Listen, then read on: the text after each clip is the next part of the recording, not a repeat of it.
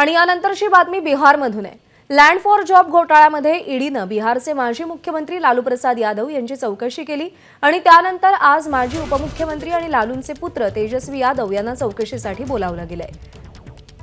ईडीनं तेजस्वी यादव यांना 19 जानेवारीला समन्स पाठवून 30 जानेवारीला पाटण्यातील कार्यालयामध्ये हजर होण्याचे निर्देश दिले होते। ईडीनं काल लालू प्रसाद यादव यांची सुमारे 10 तास चौकशी केली। लालू सकाळी 11 वाजता चौकशीसाठी पोहोचले आणि रात्री 9च्या सुमारास ते कार्यालयाच्या बाहेर पडले।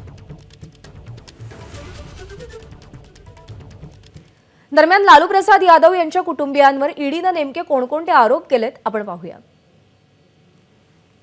रेल्वेतील ग्रुप डी नोकऱ्यांसाठी निवड झालेल्या उमेदवारांकडून यादव कुटुंबियांनी कवडीमोल भावात जमिनी घेतल्या। लालू यादवांच्या पत्नी राबडी देवी यांच्या गोशाळेमध्ये काम करणाऱ्या हृदयानंद चौधरी यांच्या नावावर रेल्वेमध्ये निवड झालेल्या एका उमेदवाराची जमीन करण्यात आली।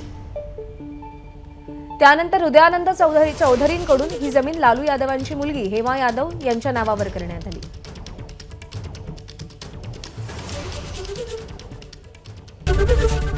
एबीपी माझा, उघडा डोळे बघा नीट।